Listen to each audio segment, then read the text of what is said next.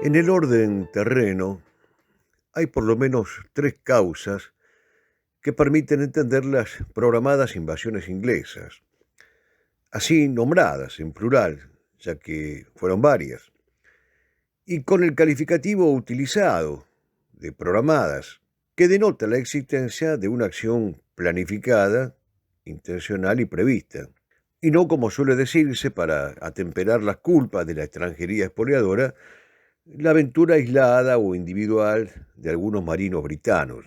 Inglaterra no ha robado nunca por azar. La piratería fue y sigue siendo política de Estado para Inglaterra y no una iniciativa particular. Mencionemos entonces la primera causa, la expansión comercial y naval de las potencias europeas. Fue determinante. Ya desde el siglo XVIII Inglaterra reveló sus afanes expansionistas fuera de Europa, obtuvo por la fuerza territorios en África y en la India, obtuvo franquicias para comerciar con las posesiones españolas, lamentablemente con la anuencia de la misma España, y obtuvo autorización para el mercado esclavista en Buenos Aires, lo cual dio lugar a una poco conocida pero significativa distinción entre porteños y trinitarios que explica gran parte de nuestra historia hasta el presente. Si ha de llamarse imperialismo a esta embestida, no nos oponemos, a condición de que se diga de este imperialismo lo que las izquierdas callan y las derechas omiten, y es que detrás de él están las bancas judías, las logias masónicas y la moral calvinista. La segunda causa meramente terrena que podríamos invocar es la llamada revolución industrial. Evidentemente el reemplazo de la herramienta por la máquina, el empleo del vapor de agua como fuerza motriz, aumentó la enorme y caudalosa producción.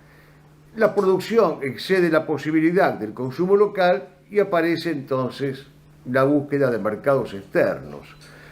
Pero triste cosa esto que estamos describiendo y que los manuales describen con absoluta neutralidad y apatía. Triste cosa esta de que Occidente deje de ser la pasión de la cristiandad para convertirse en un mercado. Triste cosa esto de que las tierras de Arturo ya no hayan decidido buscar el santo grial, sino la libra. Triste cosa cuando el hombre deja de ser una criatura hecha a imagen y semejanza del Creador para convertirse en un homo faber, en un hombre mercantilista.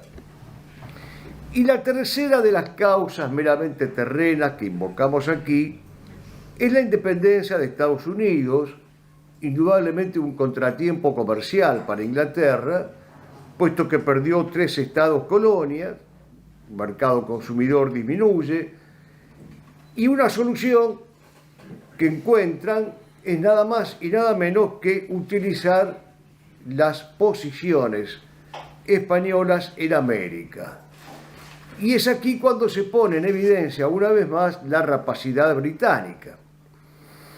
Ya se lo había dicho sin rubores el famoso Canning a Lord Granville en carta muy conocida del 11 de octubre de 1825.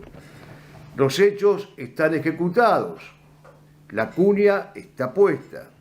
Hispanoamérica es libre y si sabemos dirigir bien el negocio es inglesa. El nuevo mundo está establecido y si nosotros no lo echamos afuera es nuestro. No acusaremos de elíptico a quien así se expresa. Otros nombres le caben y el pudor idiomático por ahora nos aconseja silenciar esos otros nombres. Lo cierto y lo concreto era que el proceso de industrialización ejecutado sin principios éticos exigía efectivamente nuevos mercados y era necesario encontrarlos. La corona inglesa piensa en América por las buenas o por las malas. Don Julio Lasusta se ha preguntado si existieron estas vacilaciones en la corona británica. y ha dado una respuesta equilibrada y sabia. Dice don Julio Lasusta que Inglaterra optó pragmáticamente por las dos vías, actuando amparada bajo las sombras o a la luz del día, por la vía diplomática o por la fuerza. Todo le sirve a sus afanes mercantilistas, expansionistas. La opción de la expedición armada, aprovechando la debilidad de España, fue ejecutada precisamente como parte de esta duplicidad de iniciativas y de metodologías convergentes ambas, pero con un solo y claro objetivo: el dominio territorial de aquello que no le corresponde. Algunos de estos planes de dominio británico en América fueron elaborados por propios americanos. El caso más conocido es el de Francisco de Miranda, que curiosamente está en la galería de los próceres del chavismo, y el día de su natalicio, el 28 de marzo, es efeméride en la Venezuela bolivariana. Sin embargo, es muy conocida y muy difundida la correspondencia felona y traicionera que tuvo Miranda con Pitt, el primer ministro inglés, en donde directamente le hace de anfitrión para que ocupe estas tierras. La correspondencia entre Miranda y Pitt está publicada por Carlos Roberts en un clásico de la bibliografía sobre el tema, que es Las invasiones inglesas al Río de la Plata. Se trata, al fin, Miranda, como bien dijera Federico Barburen, de un verdadero tránsfuga, a quien solo por un sarcasmo de la historia oficial se lo ve aparecer en los textos escolares como precursor de nuestra independencia. Pero estas tres causas terrenas que he señalado no se entenderían ni se entienden completamente si no se las iluminara desde la teología de la historia. Por eso ha dicho bien Belloc, en Europa y la Fe, que Inglaterra fue la única provincia romana que se pasó al bando bárbaro enemigo, sellando así su apostasía.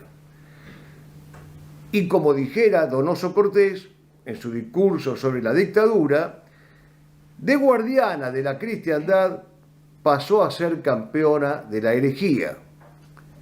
Por eso Christopher Hollis dirá en El régimen monstruoso que la isla de los santos, que así se llamaba antiguamente a Inglaterra, se fue convirtiendo en la isla de la apostasía.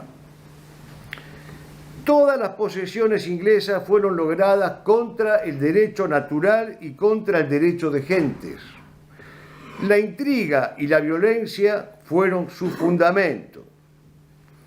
Si el diablo inspiró los planes de Albión, la divina providencia nos tenía reservada la misión de humillarlo aquí, en este recodo sur del sur hispano criollo, aquí en la ciudad de la Santísima Trinidad y puerto de Santa María de los Buenos Aires.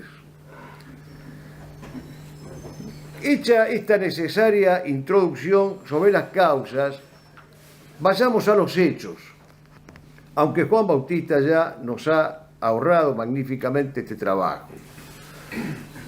En agosto de 1805, una flota inglesa zarpó rumbo al sur de África.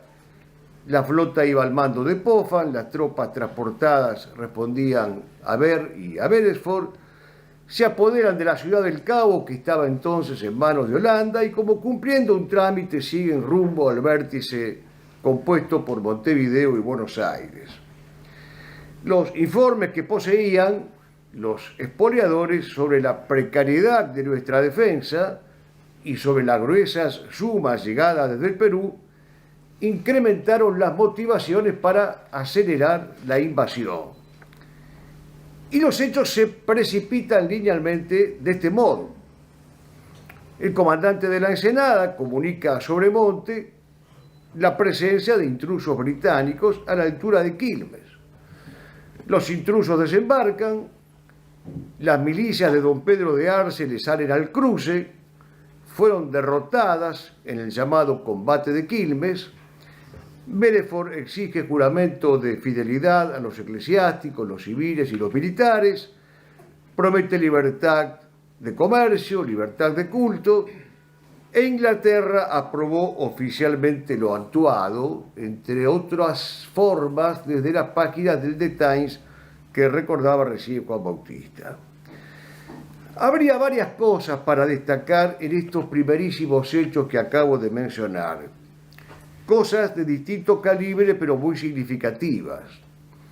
Cosas anecdóticas como por ejemplo la figura de Pedro de Arce, que después de la derrota no quería volver a su casa por temor a las represalias que tomara su esposa contra él, y se quejaba amarga y públicamente diciendo ¿qué dirán las mujeres de Buenos Aires? Cosas estratégicas como la conducta de Sobremonte, sobre la cual habría muchísimas cosas para decir. Yo simplemente quiero acotar esta noche que si bien no fue Palafox, tampoco fue Lázaro Báez. Hay una leyenda bastante negra acerca de la figura de Sobremonte. Les recomiendo la lectura de Caillet Bois, Las invasiones inglesas y el pueblo de Buenos Aires, los dos tomazos enjundiosos ya mencionados del coronel Beverina, y el interesantísimo trabajo de Olga Fernández, La Tour de Botas, sobre los cantares históricos de la tradición argentina. Y cosas políticas también habría que mencionar en estos primerísimos hechos, junto con las cosas anecdóticas o estratégicas, cosas políticas como por ejemplo quienes juraron y quienes se negaron a jurar fidelidad a la corona británica tal como lo exigía Belfort. De este tema en particular se ha ocupado Bernardo Losier Almazán en su libro Belfort, gobernador de Buenos Aires. Es interesante, eso sí, y aleccionador para el presente, conocer cómo la resistencia dio paso a la reconquista, cómo se cumplió esa ley casi inexorable de la historia según la cual para que exista una reconquista, primero es necesario que exista una resistencia. Una ley inexorable de la historia según la cual, cuando hay hombres egregios, decididos al martirio, los pueblos ya no quieren ser electorados, sino que quieren convertirse en esa tierra en armas de la que se hablaba en tiempos de la guerra gaucha salteña con Güemes a la cabeza.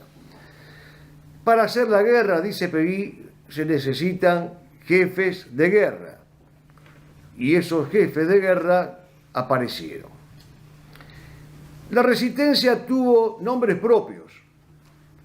Un catalán, José Fornaguera, concibió el primer plan: entrar de noche al cuartel de la ranchería, pasar a cuchillo a los ingleses y seguir con los que estaban en sus puestos.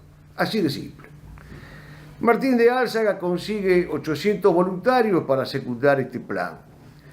Otros dos catalanes mejoran el proyecto, Felipe Centenach y Gerardo Esteve, que proponen bombardear la fortaleza tomada por el enemigo, con un argumento clásico: es preferible, como Eneas, rescatar los penates en medio de las ruinas que permitir el despojo de la ciudad entrañable. Otra vez, en esta fase de la resistencia, nos topamos con la figura de Álzaga. Y es de destacar que entre quienes lo secundan hay varios caciques indígenas con sus hombres que están dispuestos a pelear en defensa de la corona, lo cual es un rotundo matiz a la ideología indigenista. Durante esta etapa inicial, que llamaremos de la resistencia, se reclutan conjurados, se los provee de armas, se excavan zanjones, se convierten las casas en trincheras y nace y se forja aquello que se ha dado en llamar el ejército invisible, cuyo adalid era Álzaga.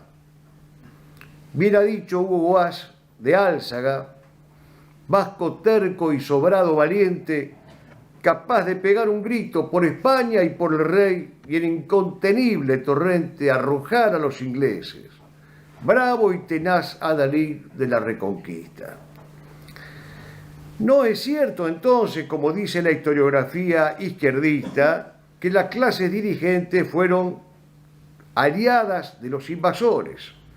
Es cierto que hubo colaboracionistas, pero don Martín de Álzaga y los que acabamos de mencionar, artífices de la resistencia, eran miembros de lo que las izquierdas llaman la clase dirigente. Uno de los primeros que señaló además esta complicidad fue el propio Álzaga. Hoy se conoce la correspondencia de Álzaga en aquellos días, fue recopilada por uno de sus descendientes, Enrique Williams Álzaga, y hay dos cartas que nos llaman profundamente la atención, una dirigida a don Antonio López y otra a Pascual Dubois, en la cual Álzaga se lamenta de cierto colaboracionismo y de cierto indiferentismo de aquellos que eran sus pares. Y como remedio a ese indiferentismo o abstencionismo propone justamente agudizar la resistencia. Hombres como el mencionado Álzaga, arquetipos de arrojo, de temeridad y de osadía, nos hacen sentir orgullosos de nuestra hispanofiliación, como decían Anzoátegui y Goyeneche, o de nuestra criollidad. El mismo amor a España nos suscita la conducta de Saavedra, hasta tal punto heroica y arrojada en las invasiones que el coronel inglés Sir Henry Cadogan, del Regimiento 58, herido mortalmente en el combate, pidió ser enterrado en el Regimiento de Patricios en homenaje a aquellos hombres que con Saavedra a la cabeza habían sido capaces de tan brava conducta. Es el mismo Saavedra que en el manifiesto a los americanos del 20 de diciembre de 1807 pone el ejemplo del cabo de escuadra Horencio Pío Rodríguez, diciendo de él: se cortó la pierna herida, se la vendó, vivó al rey y siguió peleando como si nada. Saavedra en las memorias dirá, si se miran bien las cosas, a buena luz, a la ambición de Napoleón y a la de los ingleses de querer ser dueños de América, se debe atribuir los episodios de Mayo. Una cosa es cierta y contundente. Solo cuando Liniers se ponga al mando de las operaciones en forma orgánica se logrará el triunfo. Pero conforta y consuela ver el nacimiento de aquello que fue el núcleo de la resistencia y que se llamó el Ejército Invisible. Los voluntarios para pelear estaban en todas partes, pero el invasor no podía aún divisarlos en ningún sitio. Dispuestos en la unánime aventura de rescatar la tierra con sus dotes, los varones planean la conjura, porque sangra esta cruel cabalgadura en la ciudad montada de hugonotes. Se habla de asaltos, lazos, emboscadas, de una quinta en Perdriel dada al olvido con acciones de guerra agazapadas. Un gaucho preguntó por las cruzadas, el invisible ejército ha nacido. ¿Quién pudiera asomarse a esos balcones de cánticos marciales, de entreveros, con un cielo de pólvora y de halcones? ¿Quién nos restituyera las pasiones para ser de la patria arcabuceros?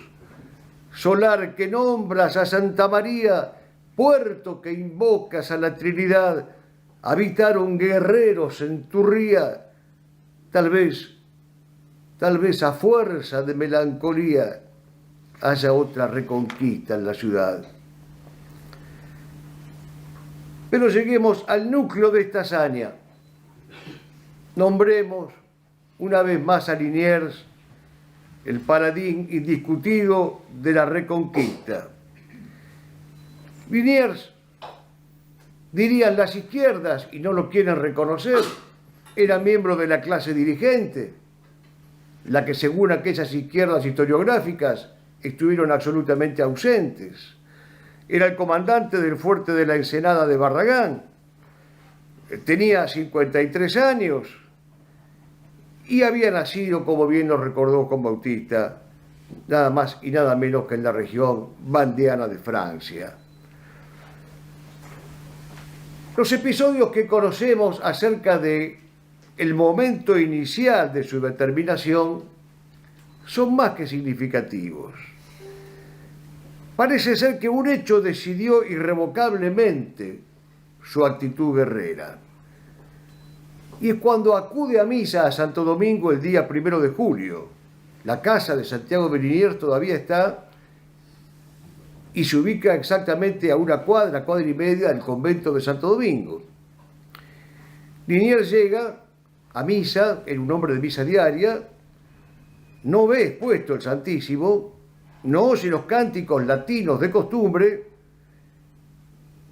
y se acusa de frialdad y de decadencia. Y acusa a los demás de la misma conducta o inconducta. Y es entonces cuando brota ese sueño legendario de ofrecerle las banderas capturadas al invasor si le prometía a la Virgen Santísima la gracia de la victoria. Imaginamos la escena. Liniers frente a la imagen de la Virgen del Rosario que todavía está. Liniers rezándole: Señora del Rosario, yo nací en la Vendée, donde aldeanos y nobles, despreciando el confort, partían a la guerra con Grignion de Montfort, el marqués de Monchambo, el teniente d'Hervé, la tierra de los muertos por el escapulario, caídos en defensa de la fiel tradición, de fieles promesantes al Sacro Corazón, o guerreros cantando a los pies del sagrario. Tú ya sabes, señora, que te amé de pequeño, Señor, cuando a los monjes del oratorio iba, y que puerto tras puerto al que mi nave arriba, canto el salve, Regina, en lo ora tu empeño. Tú que lo sabes todo, María, pon tu mano en el sable que guía a este humilde bandeano.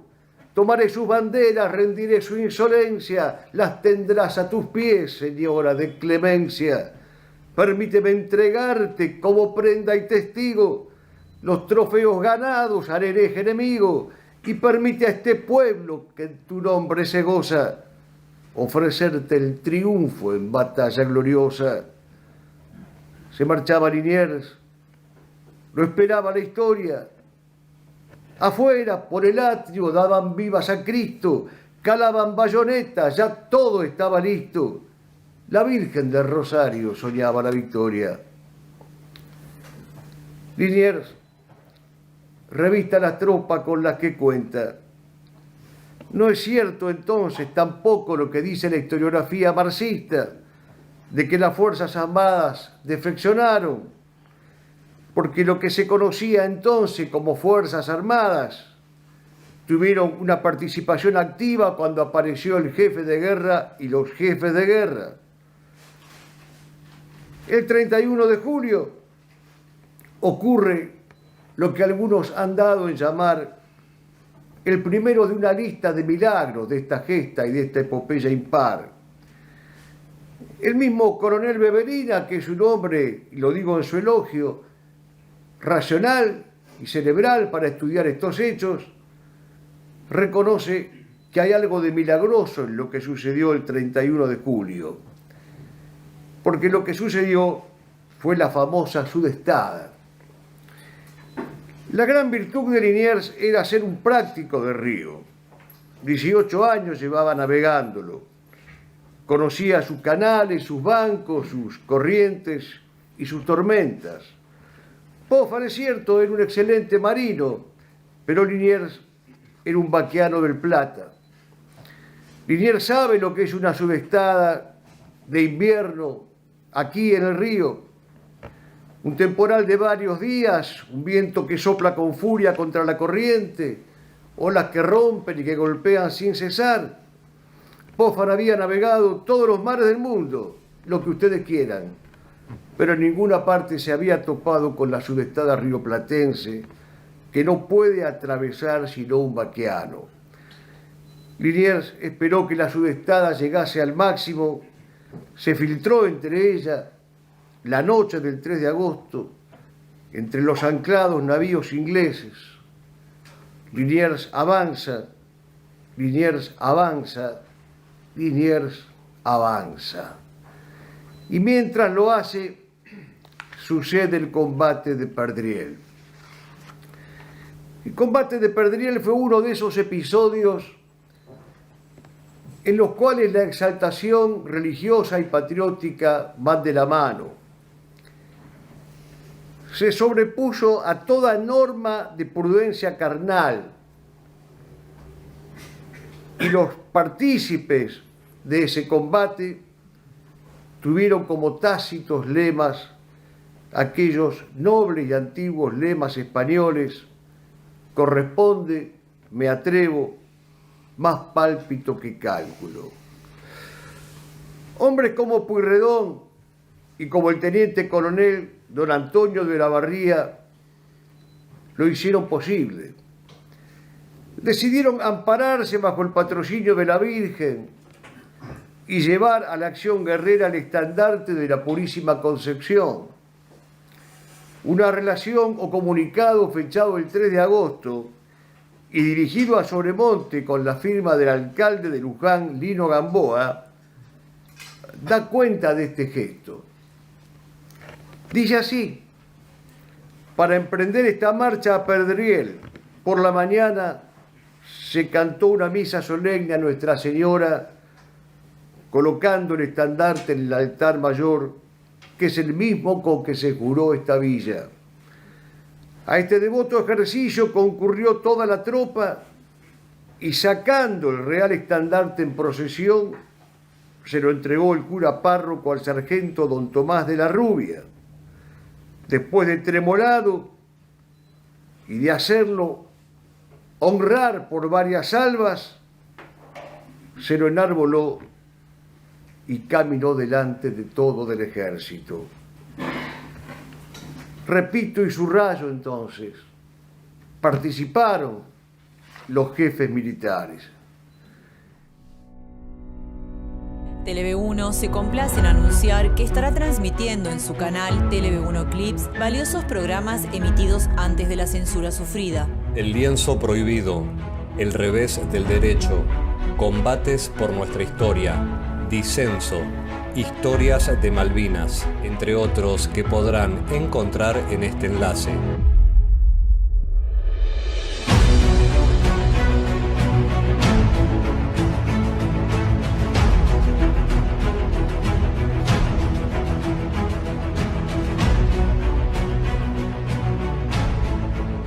Agradecemos su aprovechamiento y difusión.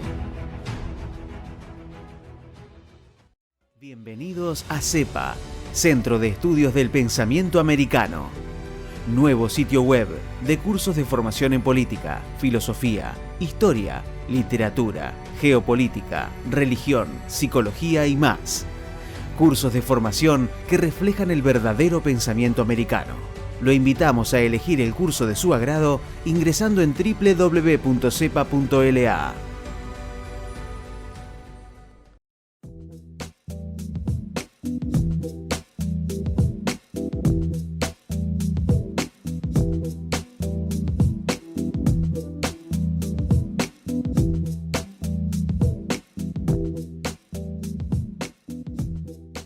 Decir siempre la verdad primero tiene un precio. Dependemos de tu ayuda. Tele-V1, toda la verdad primero.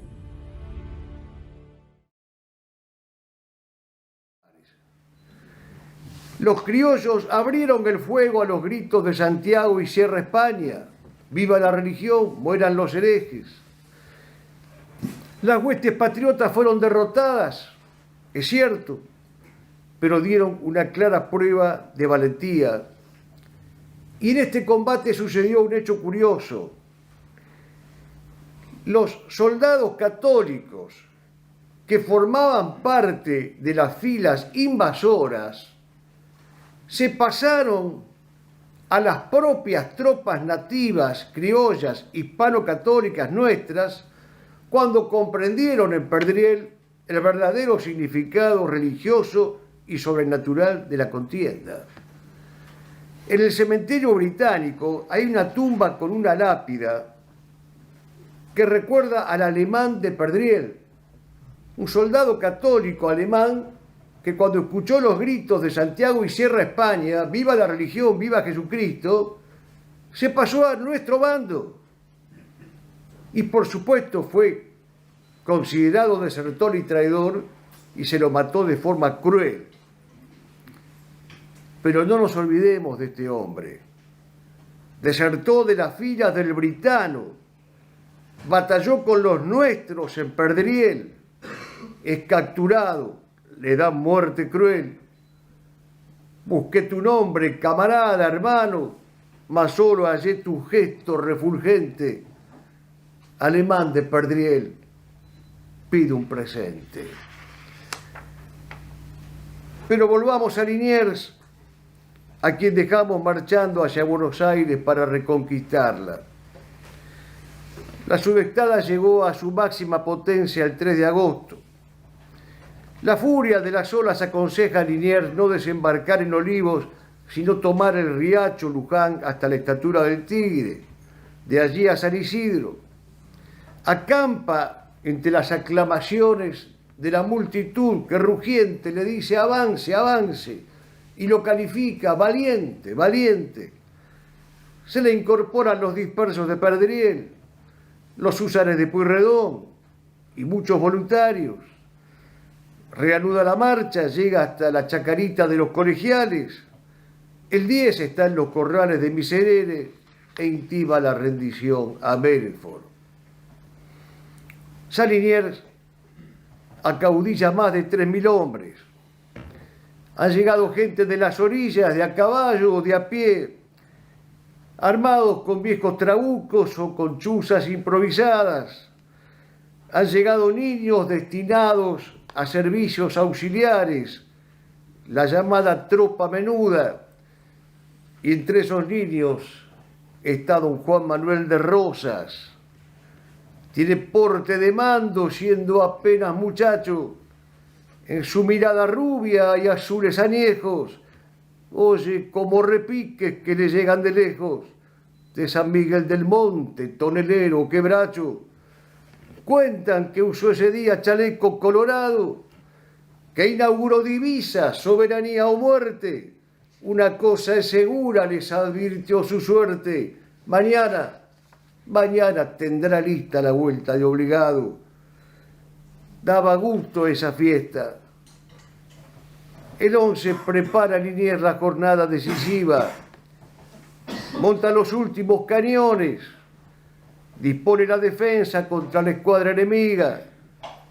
Se fija el mediodía del 12 para el ataque a la Plaza Mayor, previo rezo del Ángelus. La columna de la izquierda entraría por la calle de San Martín, la del centro por la calle de la Santísima Trinidad y la de la derecha por la calle de las Torres. Los arriesgados miñones se trenzan por su cuenta con una partida de ingleses que estaba en la actual calle Rivadavia. Y ahí nomás los despachan a gusto. Belfort, espada en mano, dirige el 71. La gesta llega a su punto culminante. El ultimátum ya arribó hasta el fuerte. La mirada de Belfort se apaga. ¿Cómo han llegado allí, de las orillas, armados de trabucos, antañones? ¿Quiénes son estos hombres de a caballo, de a pie, de a puño limpio o poncho al brazo? ¿De qué cuartel salen mujeres, chicos, viejos, caudillos, veteranos, frailes? ¿En qué academia las terrazas lanzan aceite hirviendo, piedras o guijarros? ¿Qué táctica es aquella de facones, de relinchos, coronas y cabestros? ¿Cuándo enseñó el liceo entre sus aulas que una reja es puñal o carabina? ¿Cuándo se vio el repique de badajos animando el coraje de plegarias?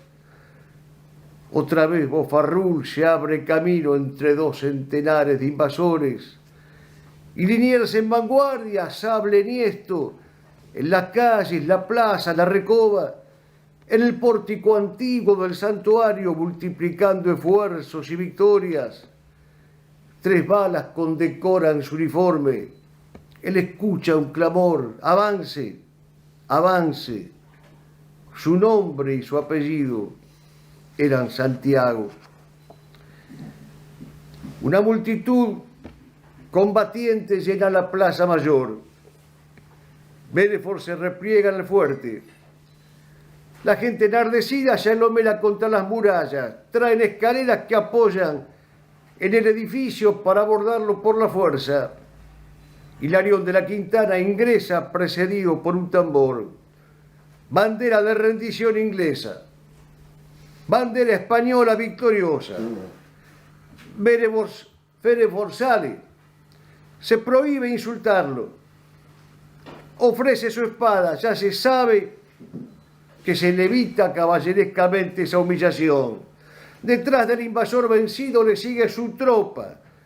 Le ponen las banderas y las armas. La reconquista es un hecho. ¡Arriba España! ¡Arriba siempre España en la Argentina!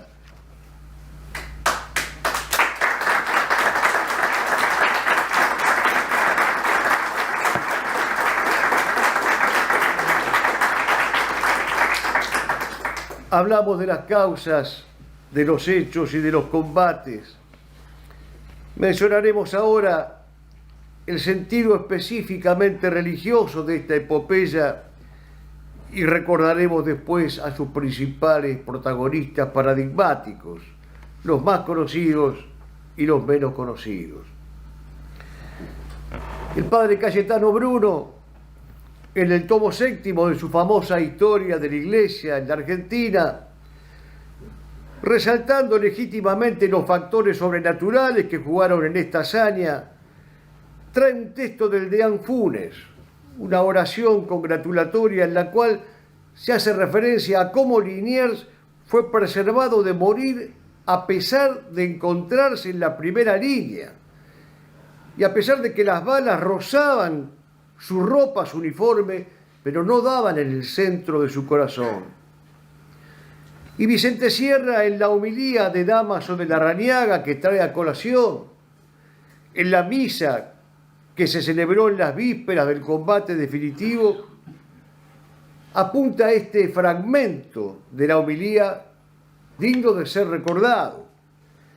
Esta ceremonia religiosa, en la víspera del instante que iba a jugarse el destino del Río de la Plata, dice Vicente Sierra, tenía en la grandeza de su propia sencillez algo que recordaba a las antiguas cruzadas. Los mismos enemigos han tenido que reconocer con pesar la influencia del factor religioso. El otrora director del Buenos Aires Herald, Graham Yull, conocido Gurka de la pasquinería británica en la Argentina, se asombró malamente de que todavía se utilizara el término hereje para calificar al invasor. El finado José Carlos Chiaramonte, que fuera el director del Instituto Rabiniani, el Estado Mayor de la falsificación del pasado patrio, en La Nación del 11 de junio del 2006, se lamentaba de que entonces había una enorme propaganda que asimilaba a todo extranjero protestante con el diablo. Los sajones eran vistos como herejes, dice Chiaramonte, porque no compartían el culto católico. Y concluye Chiaramonte diciendo: mejor que rendir homenajes es estimular investigaciones. Sí, Chiaramonte, precisamente porque estimulamos investigaciones es que consideramos que usted es un traidor a Cristo y a la patria, y que jamás debió haber dirigido el Instituto Rabiniani. Es lógico que no quieran rendir homenajes, porque si se le rinde el homenaje debido, en esos homenajes queda en evidencia que aquella lucha estaba sobrenaturalizada, como corresponde a verdaderos hombres de fe. Y porque estimulamos investigaciones, es que rendimos homenajes. Vaya en primer lugar nuestro homenaje a don Martín Miguel de Güemes, que estaba en el regimiento fijo de Buenos Aires, en el 3er batallón de su 6ª compañía, y que rindió prácticamente él solo con un puñado de gauchos al buque británico Justina. Esta hazaña ocurrió el 12 de agosto de 1806, el mismo día de la Reconquista. Estaba Liniers conduciendo las acciones junto a su plana mayor. En esos momentos un soldado agitado trae la noticia: el buque británico Justina ha varado frente a Buenos Aires, pero el lecho del río le frena el escape. Aún así no es presa fácil. Sus bandas esgrimen 26 cañones y hay a su bordo una amenazante marinería. Enterado Güemes no vacila un instante. Reúne a un grupo de húsares, se pone a la cabeza de ellos y espera que el río baje lo suficiente. Es cosa de verse. De pronto, el alazán de Güemes pica al frente y su espada en un giro señala al Justina. Atrás de él sables y tercerolas en ristre. Una centena de jinetes mete sus pingos en el agua y carga con una decisión incontenible. Extraño abordaje. Bandera blanca inglesa, gritos de alto el fuego. Martín Miguel de Güemes se ha lucido. El nombre de la patria tomó esa tarde el nombre de los nombres de pila que llevaban 2 hombres. Esa tarde la patria se llamaba Santiago y Martín se llamaba para cada soldado. Un jardín de banderas tomada al invasor, a los pies de la Virgen por la patria quedó, y en el mundo se supo que atropellar la patria no era cosa de hacerse y sacarla barata. Que conste, fue el criollo don Martín Miguel de Güemes el que defendió a España cuando España no supo defenderse a sí misma. Rindo mi homenaje a don Manuel Belgrano. El honor lo llevó a la fortaleza a encuadrarse en alguna compañía. Sufrió los hechos, le duele no ser totalmente diestro en armas, pero se negó a la obsecuencia y al perjurio, y despreció a quienes tienen al dinero por rey y por patria a la traición. Buscó entonces, maestro de trinchera, el triunfo sacro del que habló el salmista. Tal vez acaso cuando alzó la vista vio el manto de María hecho bandera. Mi homenaje a don Pedro de Arce, miliciano. Había nacido en Extremadura, donde las mujeres del pueblo son famosas por su bravura.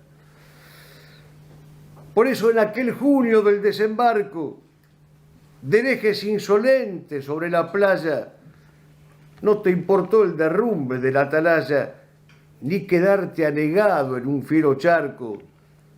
No te importó la lluvia, perder los sueños, el bisoño puñado de tus blandengues, la derrota o acaso que nunca vengues, la rabia contenida de los quilmeños. Pero piensas en ellas, en sus donaires, en María Martina, tu propia esposa, y gritas en la noche que no reposa: ¿qué dirán las mujeres de Buenos Aires? Quiero rendir mi homenaje a aquellas varonas, en la figura de la anónima posadera de la fonda Los Tres Reyes, que quedaba en la intersección de las calles Alameda y Santo Cristo. Esta simple mujer, cuando vio entrar a su fonda a 2 colaboracionistas, Ulpiano Barrera, uno de ellos, conocido habitué, los enfrentó y les dijo: si nos hubieran dicho, caballeros, de estas conductas tan acobardadas, nosotros solas, a fuerza de pedradas, limpiábamos la tierra de extranjeros.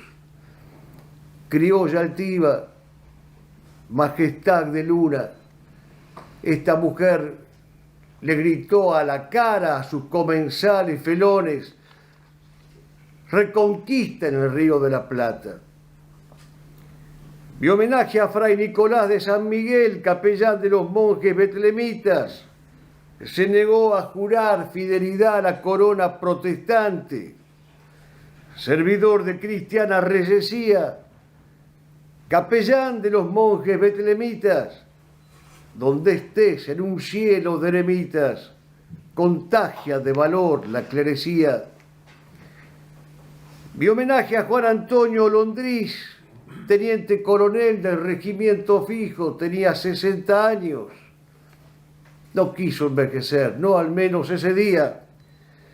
Mató a un marinero inglés, metió bala a 10 intrusos, y a Leblanc, el invasor, dejó los huesos contusos.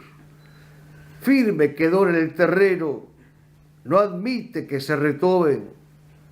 Dice que ocurrió ese día, la última vez que fue joven.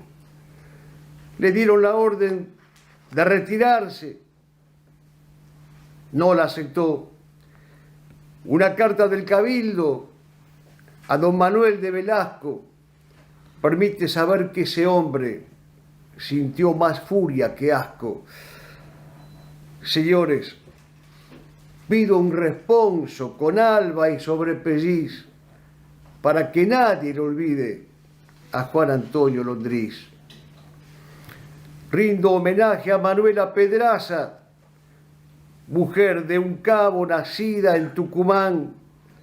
Entró en la plaza con su marido, un inglés se lo mató, ella le arrebató el fusil al cadáver de su propio esposo, abatió al inglés que lo había abatido y siguió la contienda por su cuenta. Liniers la nombró en el campo de batalla alférez real.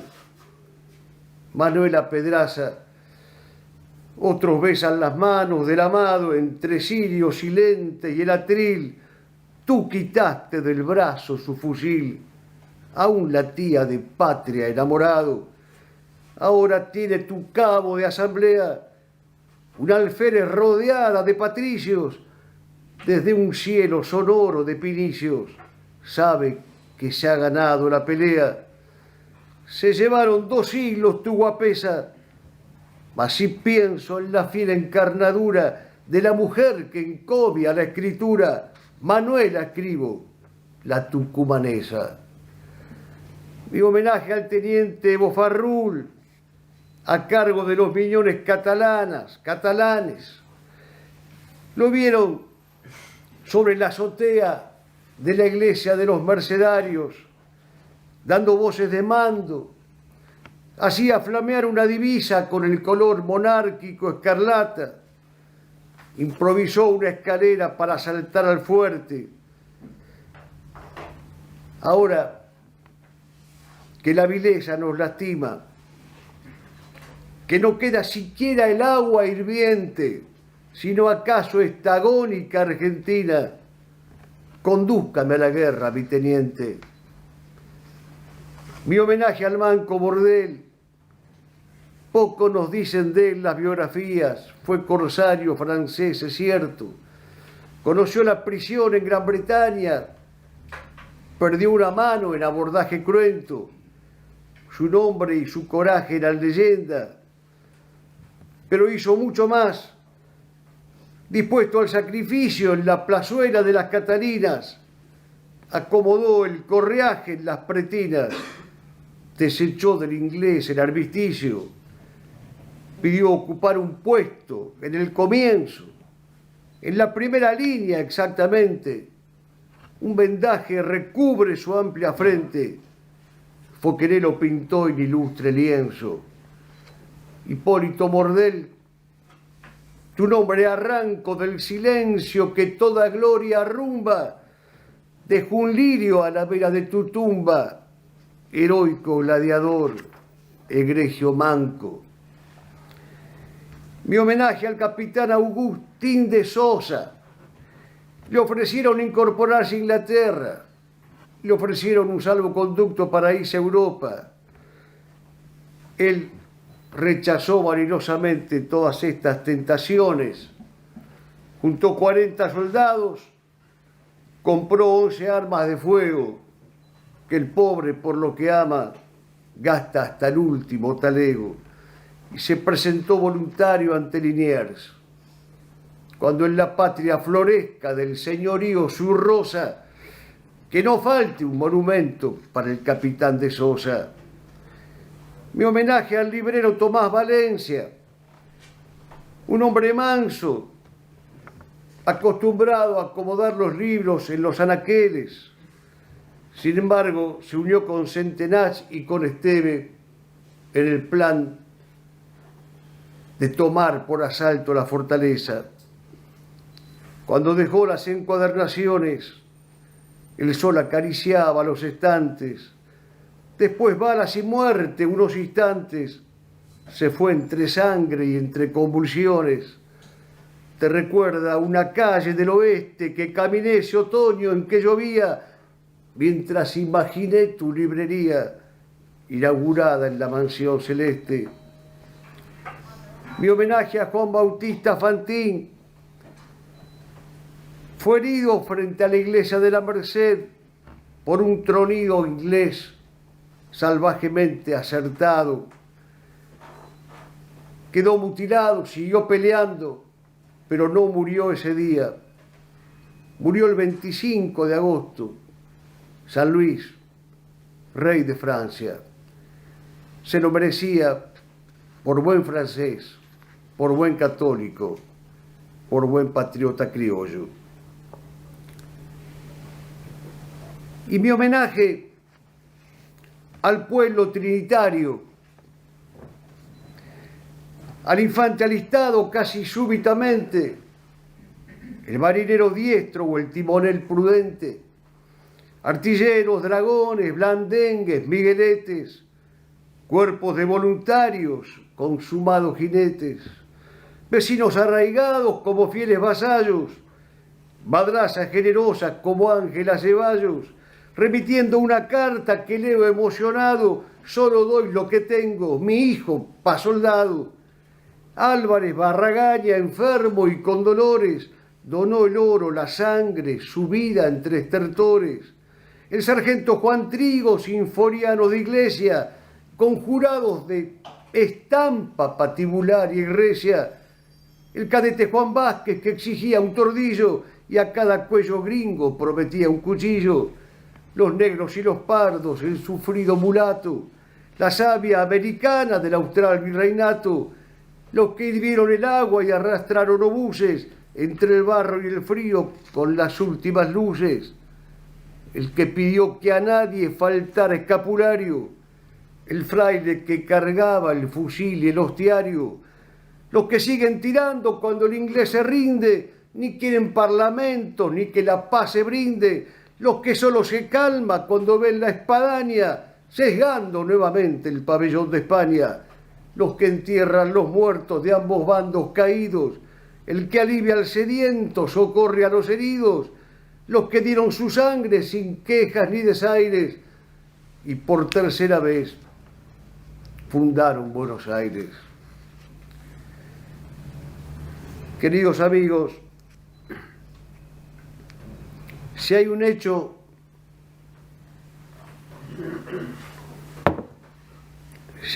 del pasado que estamos obligados a repetir, ese hecho es la resistencia y la reconquista. Si hay un hecho del pasado que prueba la posibilidad de la lucha y de la victoria, ese hecho es la reconquista. Si hay un hecho que marca un deber ser, una encarnadura del bien concreto necesario, ese hecho es la reconquista. Estábamos en inferioridad de condiciones materiales, atacados por una potencia de enorme magnitud. amenazados por otras naciones expansionistas, militarmente desguarnecidos, librados a las fuerzas propias en soledad y en aislamiento, sin técnicas de avanzada, sofisticadas, sin recursos materiales, rodeados incluso de unos pocos hombres débiles, colaboracionistas y traidores. Sin embargo, fue la lucha. Sin embargo, aconteció la victoria. ¿Por qué? Porque los hombres tenían temor de Dios, el corazón templado por la gracia, horror por la herejía y por los heresiarcas, y una certeza antigua cuanto irrevocable: es preferible morir con honra que vivir con vilipendio. Es preferible un día de león y no 100 años de cordero. La reconquista fue necesaria, pero fue posible por aquello que ha descrito Ignacio Braulio Anzoátegui, porque nosotros teníamos la pura religión nacida del agua del bautismo y del árbol de la redención, y teníamos para defendernos de las tentaciones del espíritu el tribunal de la Santa Inquisición, porque ellos traían su tristeza, la invencible tristeza acompañada del crimen de herejía, y nosotros teníamos por encima de todo nuestra alegría, porque creíamos en la penitencia y en la Eucaristía y en la Virgen María y en su amable asistencia, a veces por motivos de enseñanza y a veces por motivos de experiencia, porque éramos la avanzada, la incómoda avanzada de un imperio. He aquí en epítome la explicación de nuestra victoria. Necesitamos reconquistadores. Lo repetimos y lo subrayamos. Serán tenidos por reconquistadores y bienvenidos a la resistencia empecinada los hombres con temor de Dios, con sentido providencial de la historia, con más pálpito que cálculo, con arrojo que venzan las dificultades, con horror por las herejías, los que sepan que el liberalismo es pecado y que el patriotismo es una virtud, los que repudien por igual a la izquierda y a la derecha, que son las dos caras de una sola moneda falsa que maneja el imperialismo internacional del dinero, los que sepan que un católico no puede colaborar con un régimen intrínsecamente perverso, que un argentino no puede cooperar con el sistema de dominación vigente. Un reconquistador hace suya esta coplita castellaniana: yo ya me jugué la vida, si soy débil, Dios es fuerte, ya no tengo más bandera que esta, religión o muerte. Señor, ¿cómo pedirte para esta patria rota, entregada a un oscuro designio cabalista, que nos ofrezcas puños varoniles y claros con que librar de nuevo la antigua reconquista? ¿Cómo mover tu gracia, Señor, donde el pecado es un grueso eslabón que encadena y apremia, donde el altar profanan los que habrían de honrarlo, la belleza es olvido y la verdad blasfemia? ¿Qué méritos tenemos, Señor, para impetrarte que a la tarde te quedes con tu pan y tu vid? ¿Qué hicimos cuando estabas destronado y hambriento para pedirte un jefe de la estirpe del Cid? Sin embargo, Señor, yo conozco a mi gente, caminé de la patria a sus senderos estrechos, sé que hay labriegos nobles, jornaleros hidalgos, claustros carmelitanos con tablones por lechos, sé de tantos hogares que bendicen la mesa, de un cuartel donde al alba aún se rezan maitines, de un aula presidida por tu madre y la nuestra, de un convento con fraile de marciales trajines. Sé de ignotas mesnadas viviendo ecuestremente, de sabios ignorados con andar errabundo, de tantos perseguidos por predicar verdades, testigos insumisos, locura para el mundo. Sé de antiguos amigos que sufren la derrota, Son jóvenes o viejos, pero algo los hermana. Saben que hay un combate todavía pendiente. Con el cuerpo o el alma lo librarán mañana. Si no basta, Señor, para que te roguemos el darle a la Argentina su bienaventuranza, danos quedar un día de guardia sin regreso en la patria celeste, cantando tu alabanza, sin que haya deserción en nuestra fila. Marchemos, marchemos enarbolando la esperanza. ¡Viva Cristo Rey! ¡Viva la patria! ¡Viva!